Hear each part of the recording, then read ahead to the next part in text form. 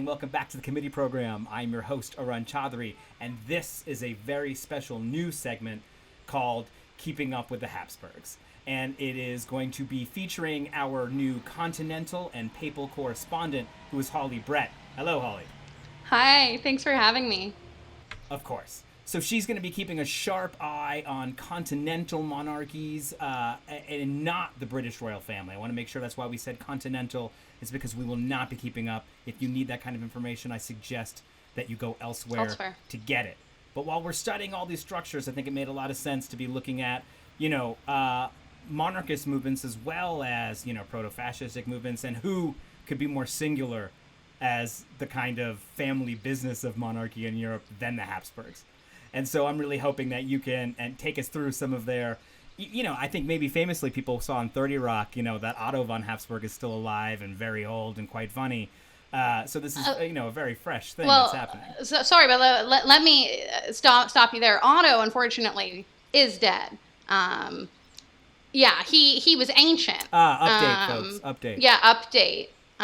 Definitely need to update it from the last time you saw 30 Rock. But yeah, Otto is no longer with us, but he really did, cling on there. So sorry to have to deliver that news. Well, what about the cute one with the blonde hair, the race car driver? Oh yeah, Ferdinand. Maybe we start with him. Ferdinand. Yeah, Ferdinand is the young hot shit. Yeah.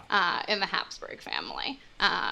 He was born in 1997, so still a bit of a zoomer. And oh wow, Gen Z. Yeah, Gen Z. Incredible. He has race car driving, and he's the heir.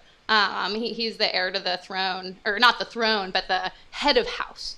The current, yes. Okay, you know what? Head of house, throne. All this reminds me, people may not actually know that much about the Hapsburgs. Can you dive in and just give us a quick up to the present with the Hapsburgs so people even know what we're talking about? Absolutely. I think that, as you said, it is important that we be following, these structures of the monarchy and also understanding, their historical import.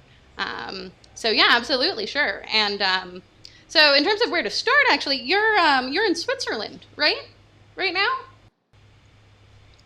Yeah. So the Habsburg family, the history there, it actually starts in Switzerland.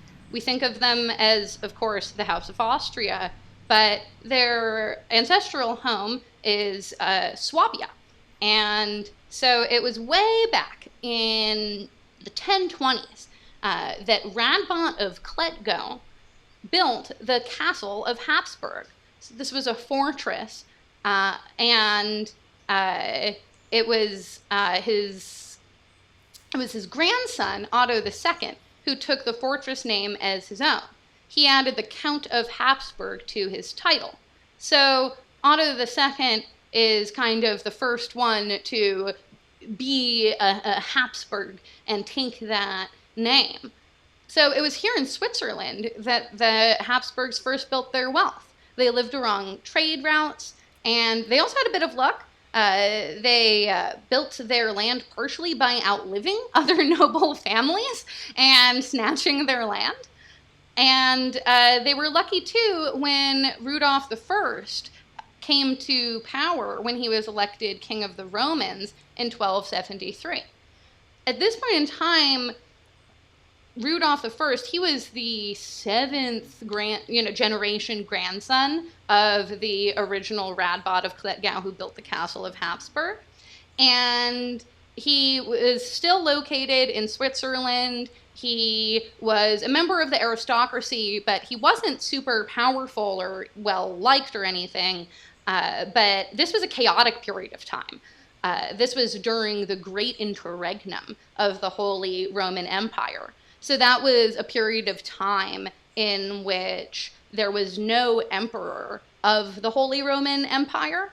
So there were German kings, or King of the Romans, that effectively meant King of Germany. But that didn't mean that you were fully crowned as the emperor by the Pope.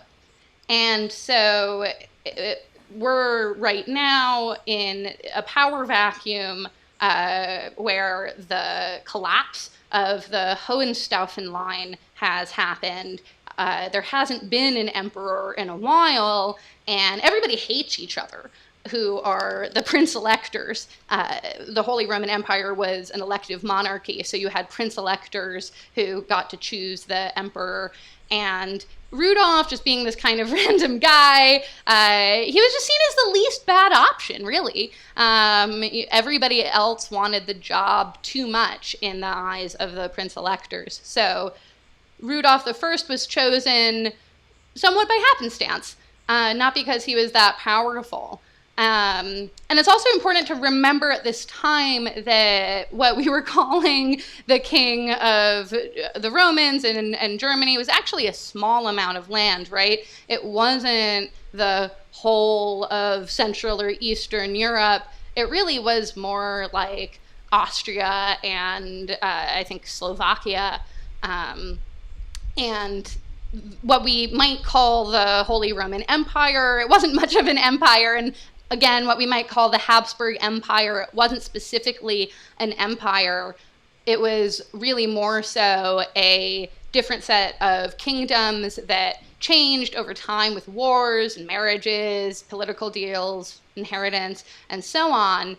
And the family also has split into many parallel branches. So Rudolph the First was what we think of as the first of the Hapsburg emperors, and notably the Hapsburgs went on to occupy the Holy Roman Empire, or the emperor seat, from 1440 to 1740. So for 300 years, a Habsburg was always elected emperor, and that means, in a way, it was an unofficial hereditary monarchy rather than much of an elective monarchy, because the electors at that point, they were just chosen by the House of the Habsburgs. Well, I think Arun has fallen asleep, so I'll catch you up on the Habsburgs another time next week. La imagen por la cual vale la pena arriesgar la vida, sacrificarse hasta la muerte en los campos de batalla de todos los continentes del mundo.